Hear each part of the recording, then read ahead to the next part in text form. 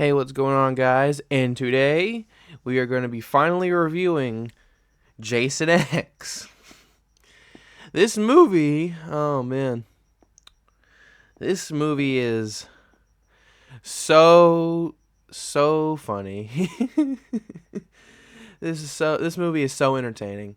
But anyways, Jason X tells the story of how Jason Voorhees was captured and then cryo frozen and and somehow gets on a space station all the way up into the future and starts killing people once again in the far year of, I think it's 2455. So this movie is a choice to make. I will say that. This movie is so entertaining. It's a so bad it's good movie. It's the definition of that.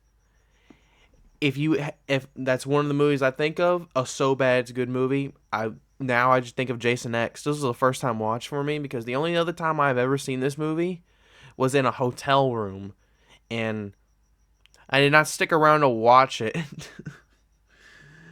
I know, big mistake on my part. I should have finished this masterpiece that's on par with The Godfather. But anyways, let's get into the positives and negatives of this movie. And now, starting off with the positives, the scene where Jason escapes is pretty cool. It's a little Batman-like, like he uses the shadows to his advantage. I thought that scene was pretty cool. Now, I wish it was in a better movie.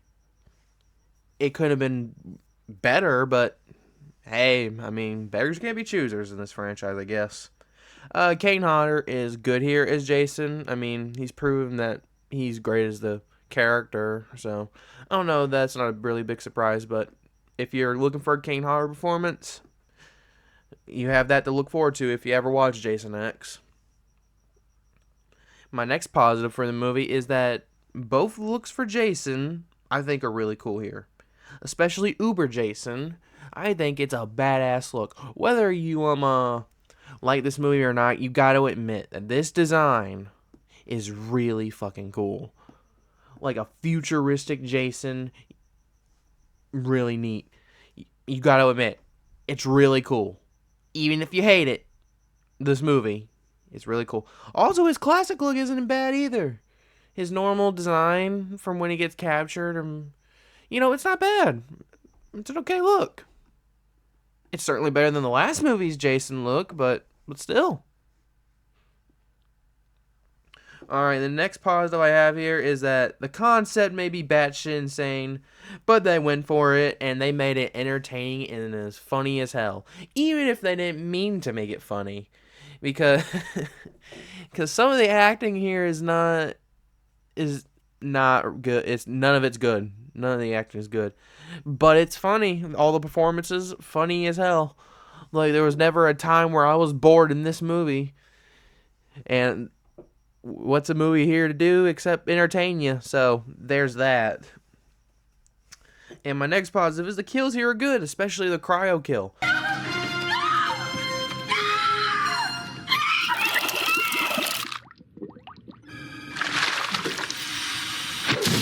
That is one of the most unique kills in this franchise, and it comes from Jason X. That's a little bit sad, but it's neat. It's a neat kill. I've never seen Michael do that. I've never seen Freddy do that either.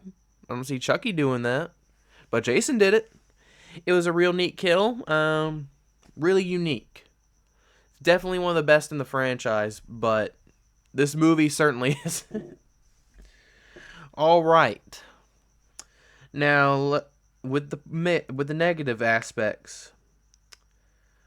So, we don't see one of my negatives that I wish was there, but that I have is that I wish that we saw how Jason was captured in 2008. I think that's the year that he was captured. I'll correct it in the editing if I'm wrong.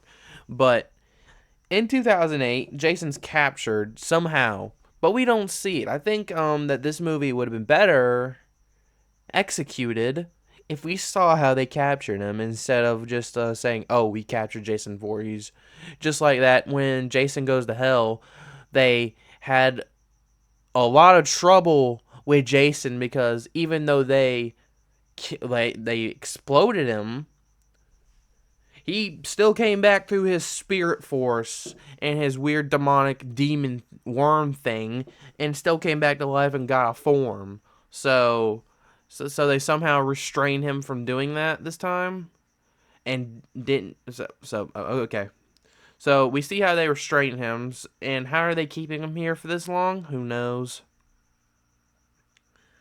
But my next negative is that it makes no sense that they didn't find Jason and Rowan until 2455, because the government would not just let a valuable test subject like Jason Voorhees go to waste. Like, they know where it is, they know where the test facility is. It's at Crystal Lake. Why would they ever give up a potential weapon that they can mass produce? Why would they ever give that up? The government would not give that up so easily. Never in a million years. Can you imagine the government not going to get oil if they ever found it in a foreign country? Can you imagine the government not doing that? Are you kidding me? They would most definitely go get this potential weapon that they can mass produce. Are you kidding me? And my next positive, this is not a positive by any means. My next negative is that this really shouldn't be a surprise to anybody. It's that the effects are horrendous.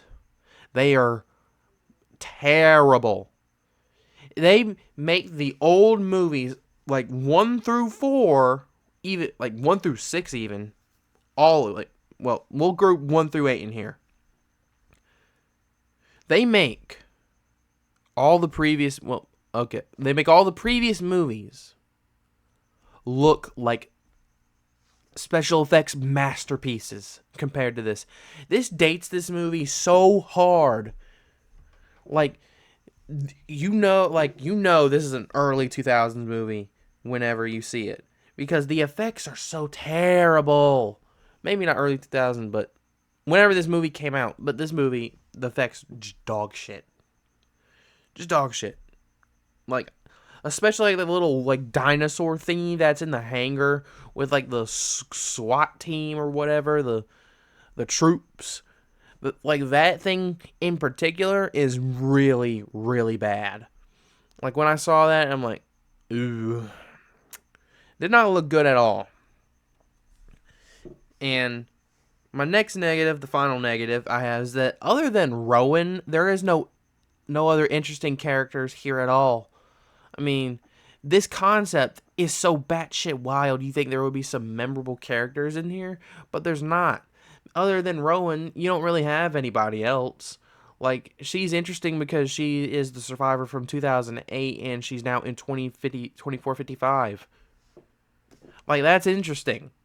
But the other characters, they don't really have anything else going for them. Like, I really don't remember anyone else besides the pervert principal or boss man that lets the student do something for a better grade, we'll put it lightly. And the sex robot. Those are the only other characters that I remember. And I don't even remember the names. Like, why? And Jason, of course. He's there. But other than that, no other character is good, and all the acting is dog shit. And none of the other characters are even in the realm of being good characters. Now, they do serve the purpose of what this movie is supposed to be, is just a cheesy B-movie slasher that takes Jason to space. But other than that, I mean, you certainly won't see them in the realm of a top 10 Friday the 13th characters list. So, but with all that being said, this movie, even though it has a lot of faults, I found it was entertaining and funny.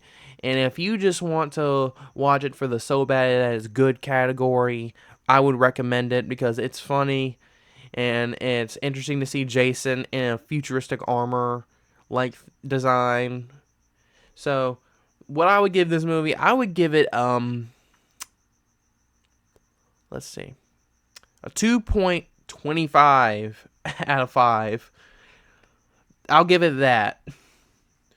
And with all that being said, I'll catch you guys in the next one. Peace.